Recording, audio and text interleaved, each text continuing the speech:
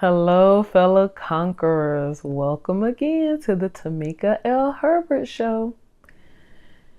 As many of you know, and if you didn't, I am a breast cancer warrior. The month of October is also Domestic Violence Awareness Month. And unfortunately, I am familiar with that as well. What happens though when other people don't really believe you are the one who has fallen subject to domestic violence? Majority of us definitely agree it is not appropriate, it is not right to put your hands on anyone, nor verbally or mentally or emotionally abusing anyone is not appropriate. Let me share some statistics with you. 1 in 4 women and 1 in 7 men age 18 and older in the U.S. have been the victim of severe physical violence by an intimate partner in their lifetime.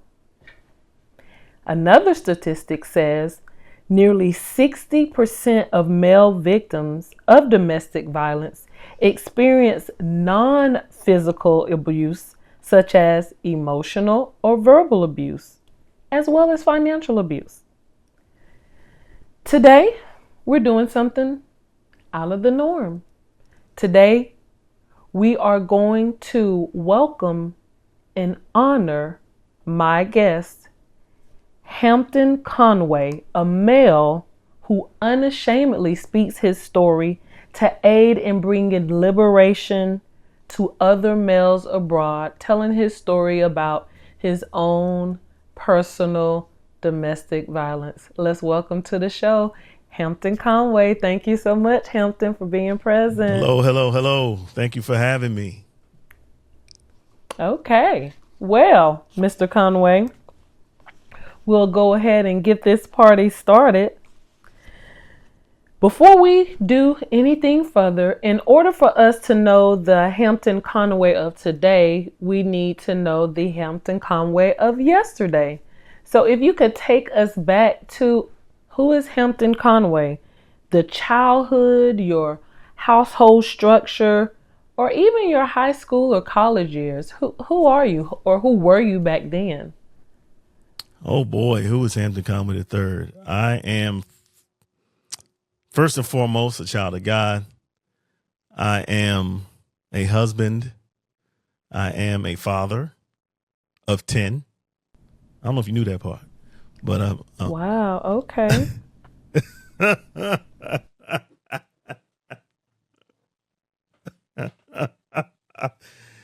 so I'm a father. I'm a son. Families are a really big deal to me. So that's, I think, why you asked me who I am. It's centered around those things. I'm also an entrepreneur, educator, uh, ministry leader. Yeah, all of that. Now, since you've shared some of who Hampton Conway was and kind of moving into who you are, let's transition a little bit in regards to your marriage. Yeah. Your first marriage. We're going to refer to your first marriage. When it comes to that marriage, as you look back in hindsight, what were some of the check engine light signs? What was your mindset and thoughts of the warning light during that time? Or was it something that came out of the blue? Were you just not really attentive to those signs if they were there? Or what did that look like for you? One of the major shifts was just the way I was being handled. So when we were dating, for the most part, I felt like I was revered and respected and attractive. And as we got into the marriage, now I'm getting put down. and called names. And it's like, wait, what's happening here? And so things like that starting to happen, getting cussed at. And here's the thing. While we were dating, I didn't know she cursed. I didn't even know she cursed. It wasn't until after we got married that I was like, oh, wow, she can throw them together like a champ, and so yeah. And so all these things just little by little started coming out. And here's where the not dealing with my insecurities played a huge role. I took it. Whatever she threw at me, literally and figuratively, I took it because I didn't value myself. I had placed all my value in my relationship with women. So now I'm in a situation where I'm like, man, I used to be really good at this thing. I used to be really good at making women happy and managing multiple women at the same time and keeping them all happy. And now all of a sudden I got one that I decided I was going to commit my life to, and this one ain't working. And so that could definitely be a struggle. I can see that. Absolutely. Not only was I going to make it work, but I took it like, okay, because this is happening, I must be doing something wrong. So I internalized it. I was like, all right, so I ain't got this husband thing down good yet. I need to get this husband thing down. I need to love her better, love her more, love her harder, be more dedicated, more committed, And I thought that I could love her enough into change, or love her enough to love me back the way I was trying to love her. And 14 years went by and it didn't happen. 14 years. I know that had to be very challenging. 14 years and 10 kids later. Were there any of the check engine lights ignored? You saw it, but yet you just, maybe you were like, I'm overthinking it, not going to pay any attention. Did any of that transpire? And what were some of your first memories of the warning light she displayed, if that transpired and happened for you? And if there weren't any, when did you start noticing that transitional space? Was there something specific that transpired and happened when your radars began to come to light and you was like, something is just not right? It came about at a time in my life where I might have been, 24. And I was very frustrated with my lifestyle because it got to a point where I realized what I thought fulfilled me wasn't fulfilling me. Right. And I'm like, I got to do something different. And I really did feel God calling me to just get by myself. Right. And so I actually did start like cutting relationships off. So I could focus on me. That didn't last long. It didn't last long because I wasn't, it didn't last long. And so what ended up happening was I met, who would be my wife, and told myself, oh, God wanted me to cut all these people back for her. Right. So I couldn't be satisfied with just not being with nobody. Like I just couldn't, that just, I took what God said and I put my little spin on it, to make sense out of it for me. And so I met my wife, and at the time, she checked off all the boxes on my list. Now, my list now is very different from my list then. Okay. But at the time, she checked off all the boxes on my list. And so I thought, ooh, this God done, I spun my own story. Like, God, I cut these folks back and met this person. And so, and again, me wanting to be, the superhero, and the savior of women, saw a need in her. And, here I come, I can save you. I can help you, and yeah, and we only dated for maybe 3 months before we got married. And there's things that happened during dating that I didn't recognize as red flags when they happened. But looking back, I can see now that, like, ooh, that should have been a sign. I should have took that, as a sign. But again, out of my deep desire, like, again, I'm 24 years old. My whole system of self-worth and value revolved around women. So it was very hard to detach from that. And so, yeah, we got married, and I'll say maybe a month into it, all of a sudden things just took a turn. So it was some physical abuse, a lot of verbal, a lot of psychological, a lot of manipulation, and so yeah,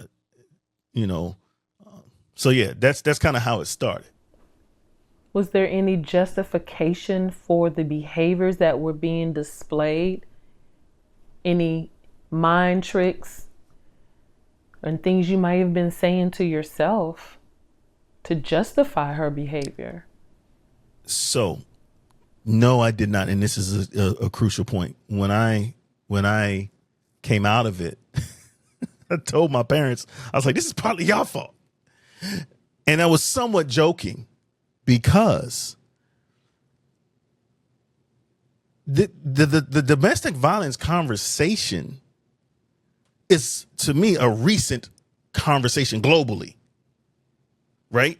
You know how our community was and is. Like, I have no doubt that there was domestic violence going on in and around me. Now, first of all, it didn't happen with my parents, but none of us are too far removed from that situation. But I never heard about it. It wasn't like now where stuff is on social media, and I remember the big thing happening with the Ray Rice situation, and that whole thing blew up, and then you had the Me Too movement and all this stuff going on because everybody's talking about it. It wasn't like that back in when I was a kid. Well, nobody talking about this. And so my parents, when they would argue, first of all, I never heard my father call my mother out her name. I've never heard my mother call my father out his name. I've never heard my father yell at my mother. I ain't never heard my mother yell at my father. If it happened, I'm not saying it didn't happen. I'm saying if it happened, they ain't let me and my sister hear it. Okay? The main way I knew something went down with my parents is when I would hear my dad go in the garage, jump in his 1969 GTO, and peel off going up the street. Like, if he left with that car and you heard up the street, I was like, uh-oh, something happened. But, so we never saw it. We never talked about it. I didn't know anything about it. So when it happened to me, I had no frame of reference. I have also, which I don't talk about it a lot, experienced domestic violence, hence when I realized October is also Domestic Violence Awareness Month, it was automatic to ensure it's something that was talked about. And normally we do hear that it transpires and happens with females. I believe in our world, in our society, when males talk about it, it's looked at in a way like, what you talking about?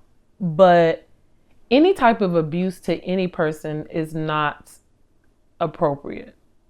And I believe our world has desensitized when we say a male has been abused, because you're supposed to be strong, you're supposed to be macho, all of those deceptive practices and things that we have believed. But if you're a person, nobody deserves any type of that kind of treatment.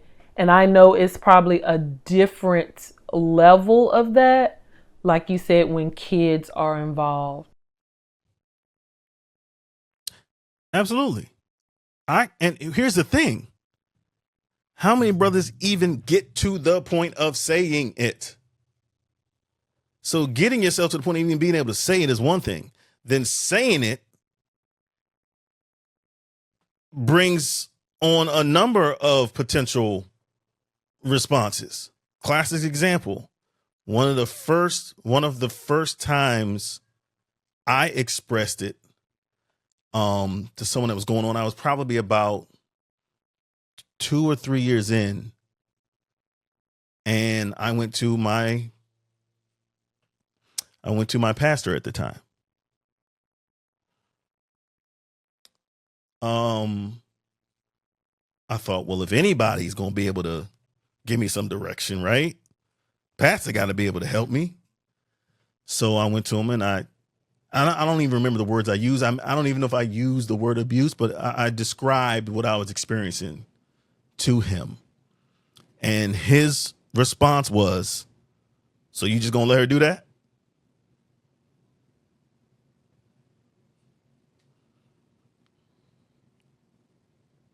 So I didn't know how to take that. I was like, is he saying I should do something back? Is he saying I didn't know. I did not know how to take it. That was the response. And you have no idea how much it took for me to even put that out there. So for that to be the response I got, in my mind, I'm like, okay, well, if I done told this to him and this is his response, I ain't saying this to nobody no more.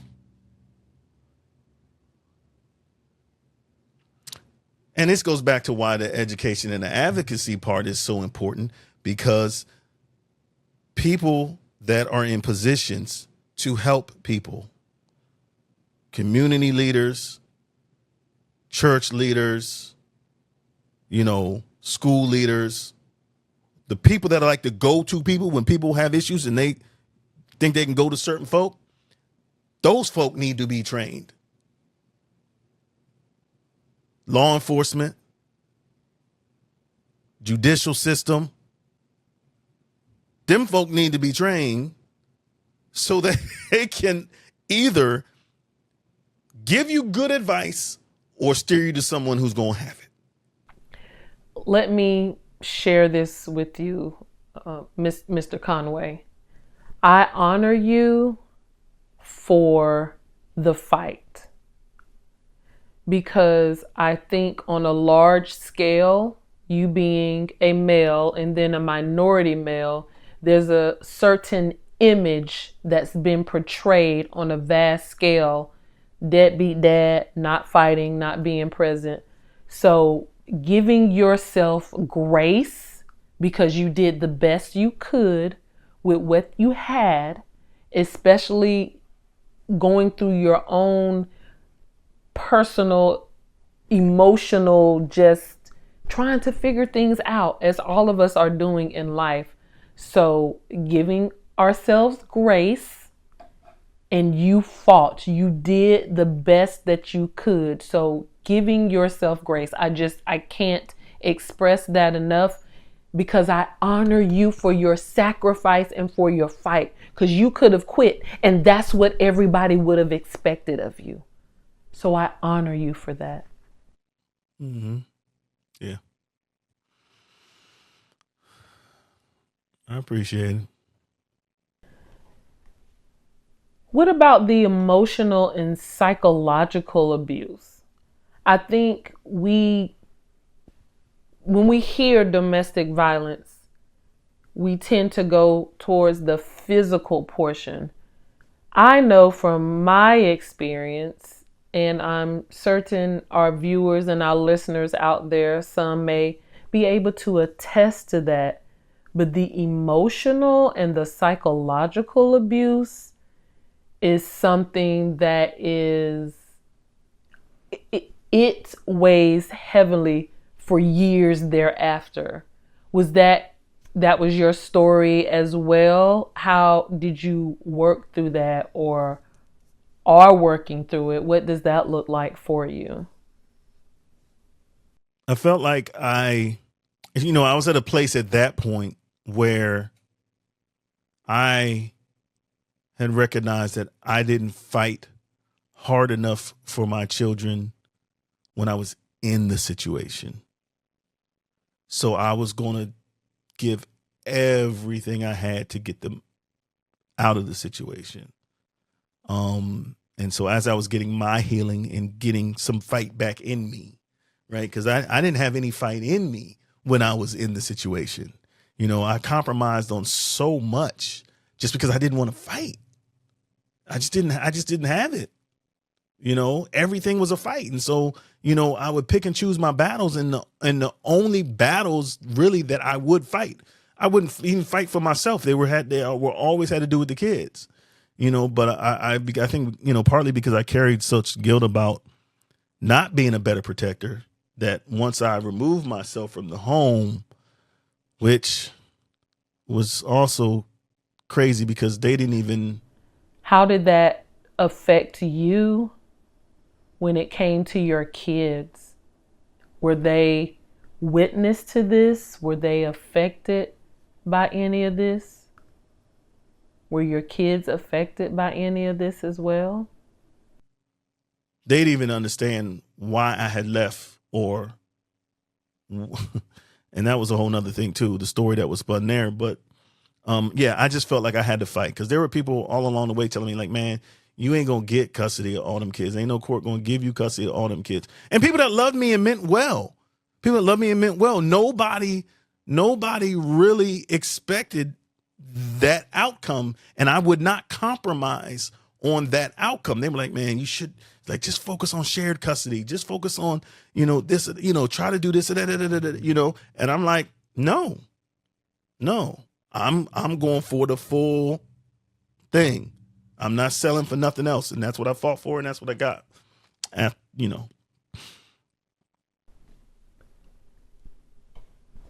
So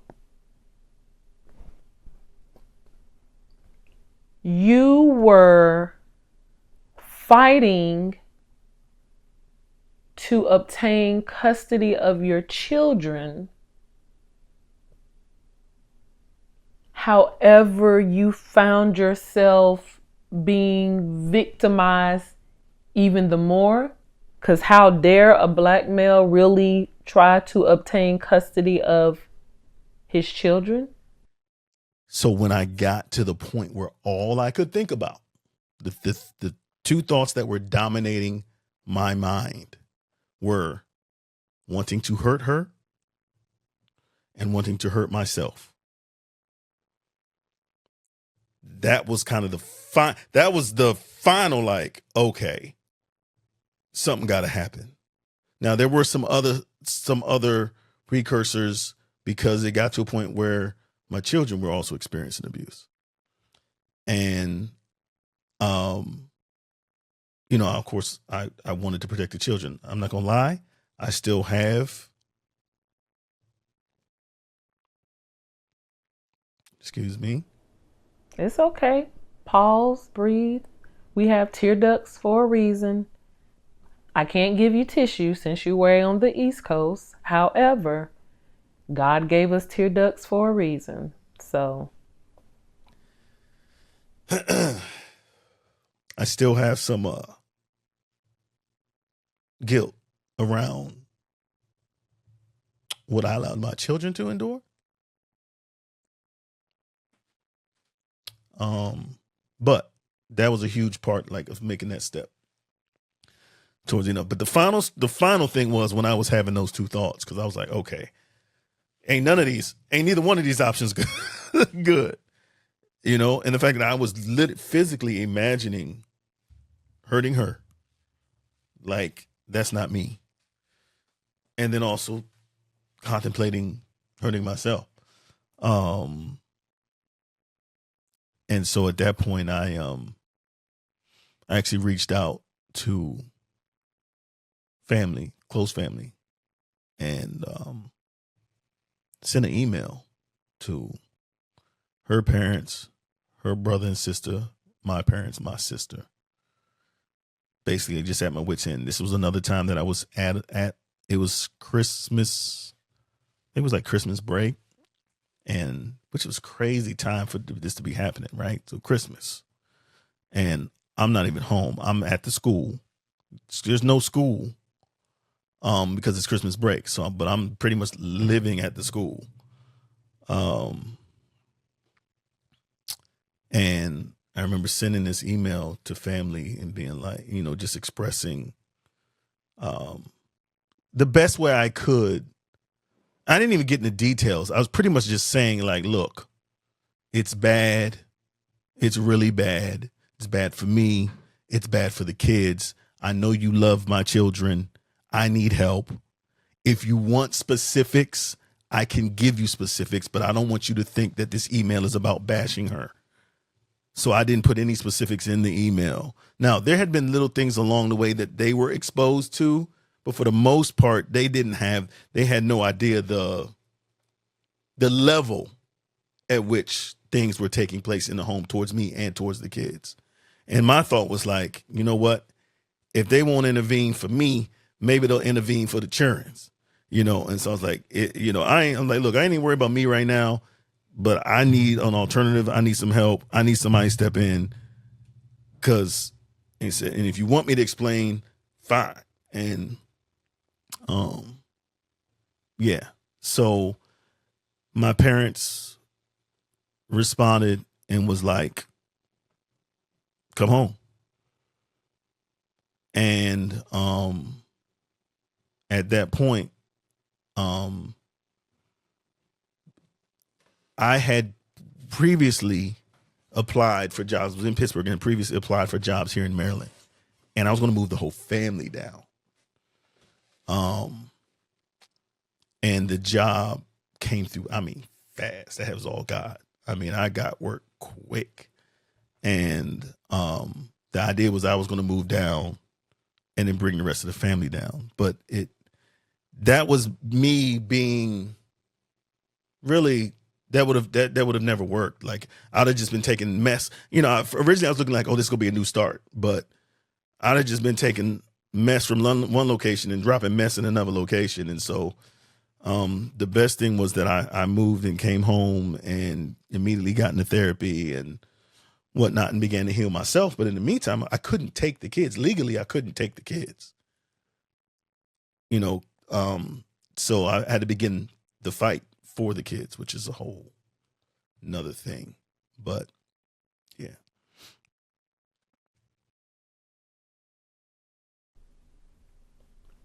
what was that process like as you're trying to obtain custody of your children? So I did eventually get custody of all 10. That was a long, crazy, expensive fight. Do you feel as though the judicial system failed you? Or how Did that add to your emotional and psychological and mental abuse? Did that do something as well? Yeah. Yeah. So classic example. Which example's a good one? So an altercation happened while I was here. So, okay, I filed for custody. Custody court takes some time. But while I was waiting for the hearing to happen regarding custody, I had to keep driving back up there to file for protection from abuse orders for the kids because things were happening. And so one day, one of my kids called me frantic, screaming, crying, mommy did this, this, that, and the other. And, for whatever reason, I didn't go up that day. But then I think a couple of days later, something else transpired. I jumped in the car, trying to get to Pittsburgh as fast as I could. Kids, I know one child in particular, like, had a gash in her head from being pushed down, hitting the table or something like that. And, all this stuff had transpired, crazy stuff had gone on. And so I get up there and it's after hours. So normally when you go to the courthouse to get a protection from abuse order, it's during, the regular business hours. But because it's after hours, you got to go down to the night jail and talk to the judge that's sitting, at the jail. And so I go to this judge, and I'm just going to be real. So old white dude. Okay. And I explain to him what's going on. And he looks at me and he's like, it's late now. You want to wake him up? If I give you this order, you going to wake up? I was like, wake them up? They probably ain't asleep. And I'm explaining to him everything the kids told me, that they in danger and they're hurt and da-da-da-da-da-da. And he's like, And so because that would have been an emergency order, I would have still had to come back in the morning to file another one. He's like, if I give you this emergency order, you'll be able to go get the kids, but you're still going to have to come back down here at 8 in the morning when the court. I said, okay. Yes, sir. No problem. He didn't give it to me.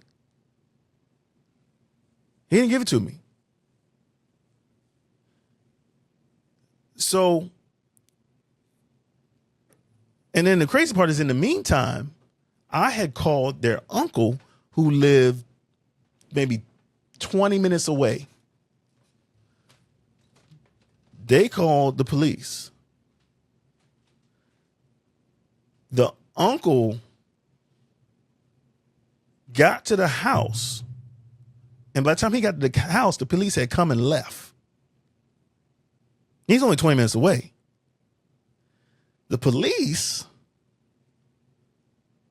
had cleared the scene in like 10 minutes. One, small town. She went to high school with several of the police officers. So when they showed up, they show up like, hey, so-and-so, because they calling her by her nickname. Then they proceed to ask all the kids, are they okay, in front of her. Now, I ain't no law enforcement professional, but I think I know enough to know that I'm not going to ask the potential victims how they're doing while the potential abuser is standing there. But that's what they did. And so they was all like, no, we good. Except for one of them. The oldest actually spoke up. And the oldest was very irate and upset. And mom told the police that, she's just a rebellious teenager on her period, just acting out.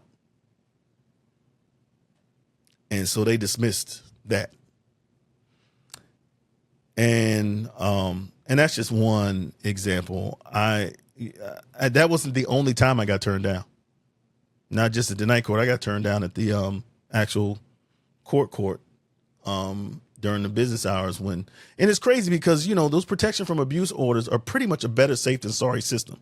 When you go to file, it's one of those things, but I don't know if you've ever filed, but typically it's a better safe than sorry thing where if I could go right now and I could say, I go to court now and say Tamika Herbert did A, B, and C to me. There's a 99.9% chance they're going to give me a protective order and then schedule a hearing where we're both going to show up and then we plead our case and determine was it legit or not. But the fact that it wasn't legit when I originally went really don't matter. It's like a better safe than sorry system. But even with that, before I saw the judge, this is a separate situation. The actually same situation, the next day, I go down 8 o'clock in the morning to the courthouse. They have these paralegals that sit with you, walk you through the paperwork, and explain the process. Now, the whole time they're explaining the process to me, they're saying, this is their language. When you get the protective order, this is going to be your next steps. That's their language. But by the time I get in front of the judge, and judge has got the paperwork I filled out, the very first thing the judge says to me, she looks, older white lady.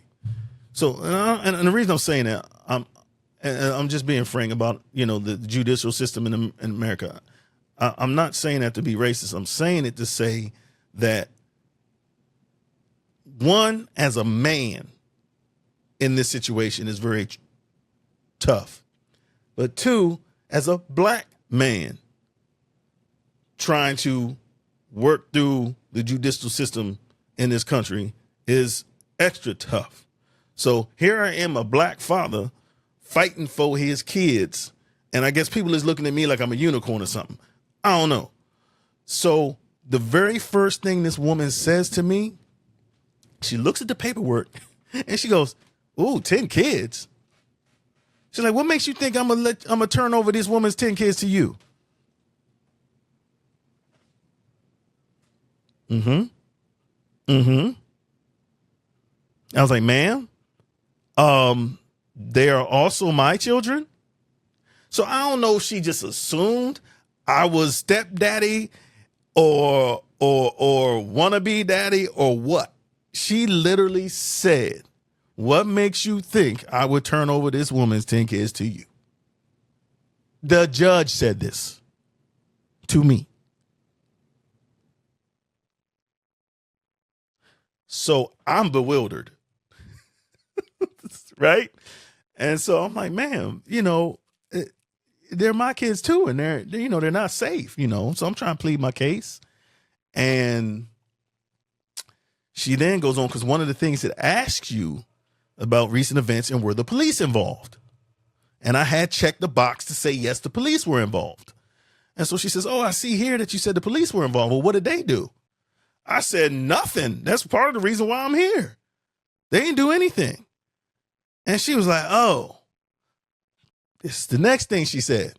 She said, "So this is just one big conspiracy against you, huh?" Oh, let me back up, because I explained to her how the police came to the scene and didn't do they due diligence. And then she proceeded to say, "Oh, I guess this is just one big conspiracy against you, huh?" That's the judge. The judge said that?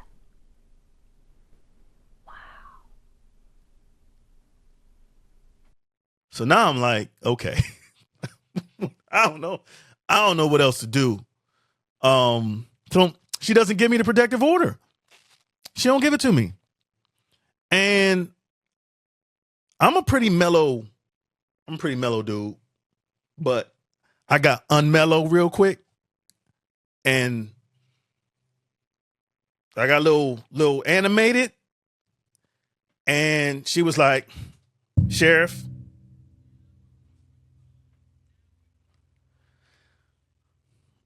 she had that sheriff escort me out the joint because I'm just trying to fight for my kids." Now I get outside into the lobby area and I'm leaving. I couldn't I'm just thinking about my babies, and I could not get myself to leave. I barged back in the courtroom. And I'm now I'm a little bit of it, still animated, but a different posture. I'm begging and pleading with this woman. I'm like, Your Honor, it's got to be something. These are my kids in trouble. You know, and now I'm begging and pleading. Okay. So what she does do is she says, I'll tell you what, I'm not going to give you the protective order, but I will set a hearing date for 10 days from now where you both can come and plead your case.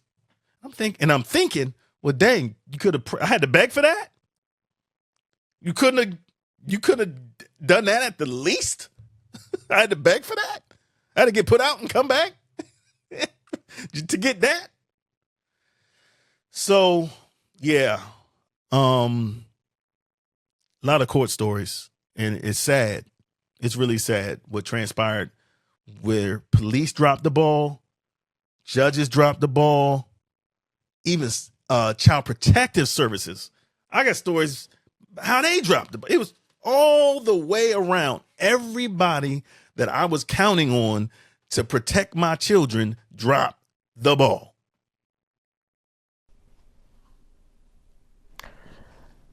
I want to share a quote. While I was doing my research for our time together, this just totally, I don't even know what to say. I was baffled. I was very disheartened. But it is the current reality of where we may be. I want to share this quote. It says, when it comes to manhood, specifically I'm referring to when it comes to manhood. These are some quotes that I found while doing my research. As an abused man, you may face a shortage of resources, a lack of understanding from friends and family, and legal obstacles, especially if trying to gain custody of your children from an abusive mother. Another quote that came off of a study said that the female helpline told him that they could not offer him any help as they did not have the funding to support male victims. What do you feel, or what do you think about that information that I found while doing my own research for this conversation? I've had to redefine what it means to be a man because of those biases and preconceived notions and cultural norms.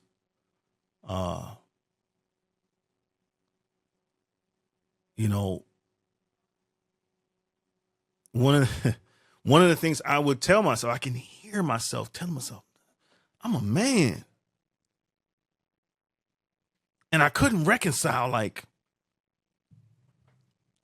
I'm a man with what I was going through. And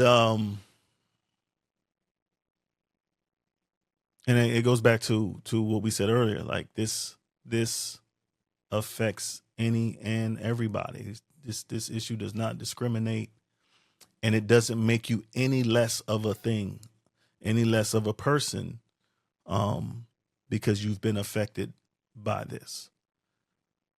But I definitely felt like when I was in it, I felt like less of a man, right? Which prevented me from telling other people, man or otherwise, especially other men. I, again, because of just my mentality and whatnot growing up, like, my best friends were always women. And it's interesting because my best friend to this day is a man that we were friends when we were little. But it was much easier but we don't, but as far as like deep conversation and vulnerability, that wasn't a thing in our relationship. That wasn't a thing with me and dudes. I could be vulnerable to an extent with women, much easier. And I think that's probably part of the attraction, I think, for women, is that I could be open, and then they realize how compassionate, empathetic I was, and understanding. And so, again, all those things that God put in me, quality wise, I was misusing and abusing for my own purposes. And I'm trying to, now I'm at a point where I'm taking all of that and, using that for upbuilding his kingdom and his glory and pouring into folks and whatnot. But I'm saying all that to say that, like, it's a brand new thing for me to tell a dude something that's personal, and that's without this situation. So then when you throw the abuse situation in there, it's like, who am I telling that to, and how am I saying it? How do you say that because I'm a man, And so, yeah, I think that, getting men to understand that it absolutely does not make you less of a man because you experience certain things. It's not, I'll be honest, I'm not always comfortable talking about it, even now. Like, it comes with a lot of emotion and whatnot. I used to, when I would have these talks, I used to present to a class at Prince George's Community College, a couple classes every semester for a professor there that does a class on social work. And she would focus one of her classes on domestic violence and bring me in as a guest speaker. And that was early on when I had gotten back home and was really healing. And man, I'd be shook for 2 days after that talk, just trying to regain myself. But it was therapeutic. So, and that's what I'm saying, in contrast to the fact that, yeah, and one instance, like, I wasn't telling nobody and I wasn't talking to nobody, and especially wasn't talking to dudes about it. When I finally did start opening up, it was very therapeutic to do so. And, and that's why I'm glad to have this conversation with you, because I want brothers to know, like, yo, you ain't the only one. You are absolutely not the only one. Whether it's the fact that she's going upside your head, or it could be she ain't never laid a hand on you. She just be tearing up all your stuff, scratching up your favorite CDs, ripping up your favorite pair of pants, or just constantly putting you down and berating you, and I always tell people, man, that sticks and stones may break my bones, but words will never hurt me. That's a lie from the pits of hell. Because I can show you the scars from the bite marks. But I don't think about those until I see them. But the psychological stuff, I'm still struggling with that stuff. Okay? The scars you can't see, them the ones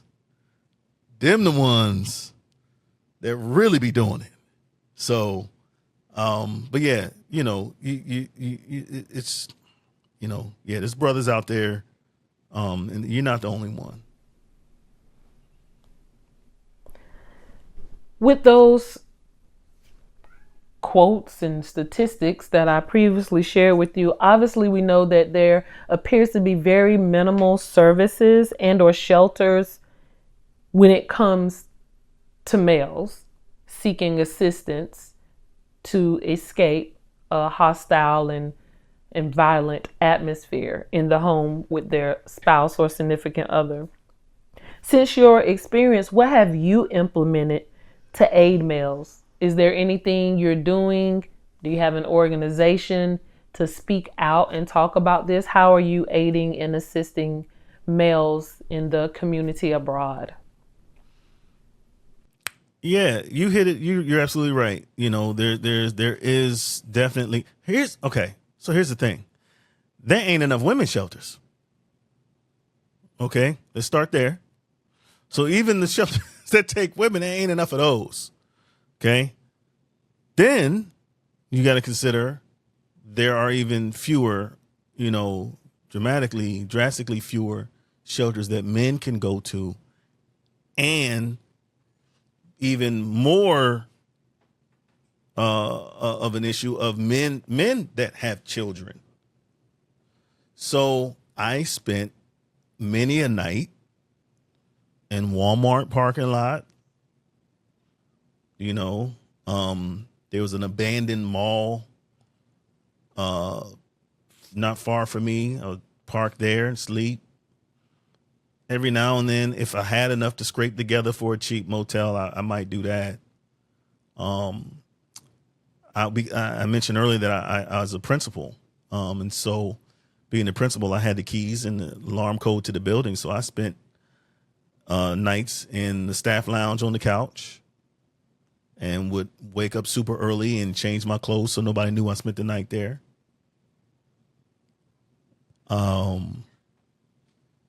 So yeah, it's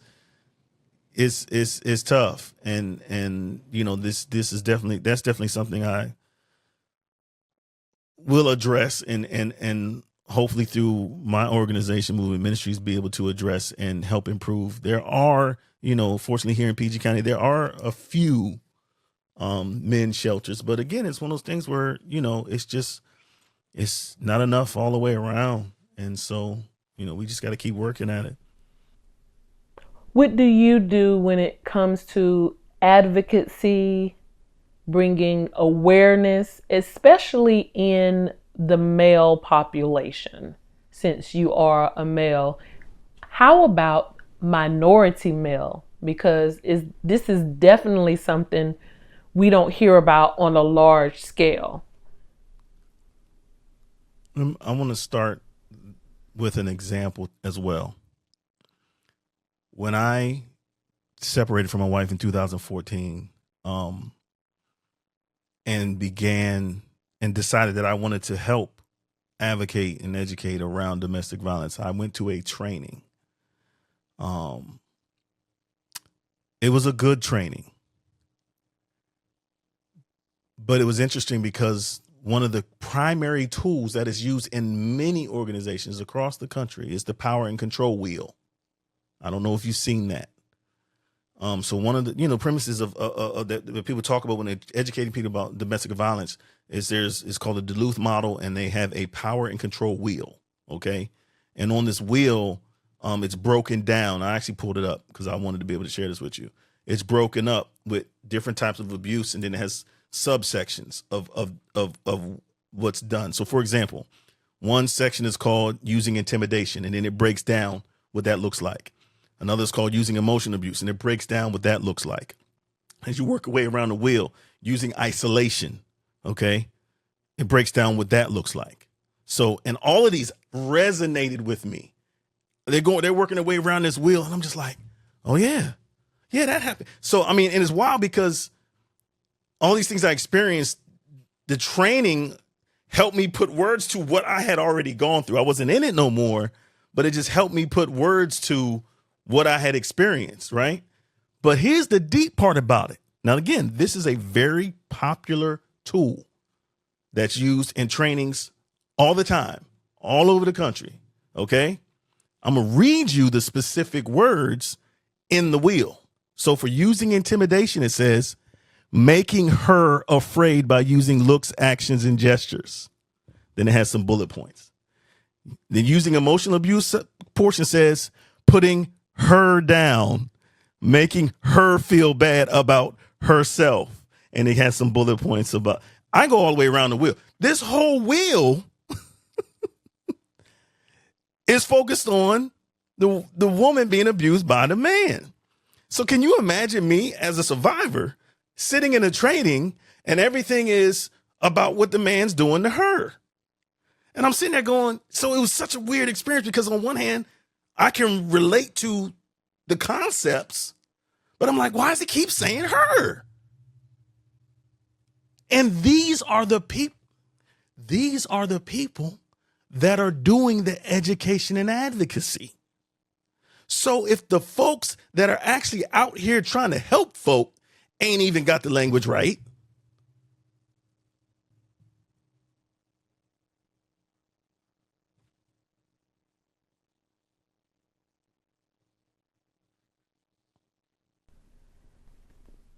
Okay, Hampton. What about any future projects?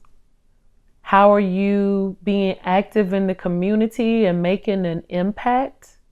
What is Hampton Conway up to today, and what is Hampton Conway looking forward to in the future? What's being implemented right now?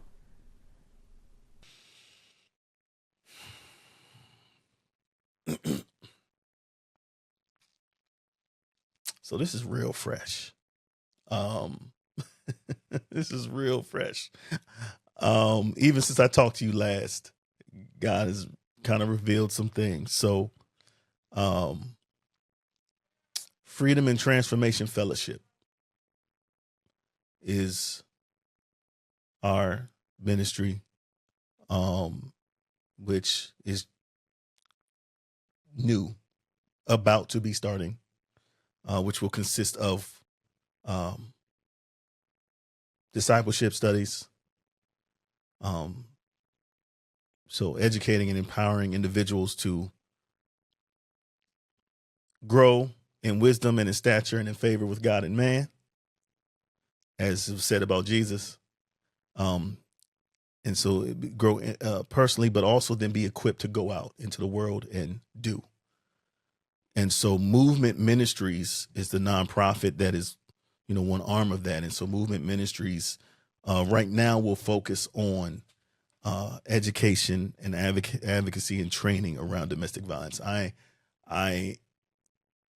The first project that I'm trying to work on and build up is the training for key stakeholders and making sure faith leaders, churches, houses of worship, community leaders, those folks get properly trained and equipped with resources so that when people come to them, or if people aren't coming to them, but you've got signage maybe in strategic places that lets them know where they can go to get help and get support.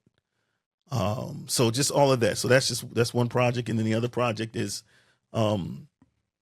focused on returning citizens and supporting them with their transition back into society by providing them with technology and technology training in order to help them, make successful transitions. So that's the two major projects that's happening.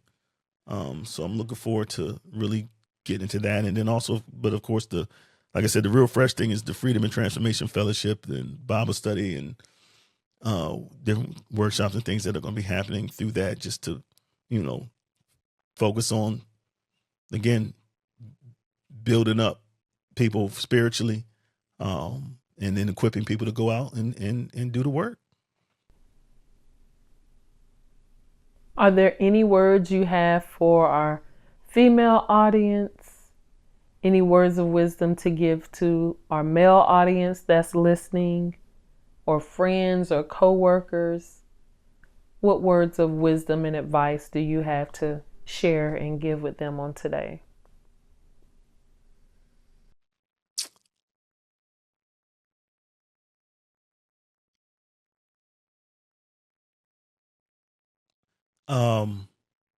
It's not over. It's not over. I remember feeling like I wasn't good for nothing, wasn't going to amount to nothing because of just how dark a place I was in, how lonely I felt. But it's not over for you. You're not alone, regardless of how much you may feel like you are. And if you can just continue to push just slightly farther, you're going to get to a place where you come out on the other side. It's not over. You're not alone. Keep pushing. God loves you. There's a way out. There is light in the darkness. You just got to stick around long enough to see it. And I'm glad I stuck around for it, because there was time where I was like, it's a wrap. But I'm glad I stuck around long enough to see the beauty in this present life.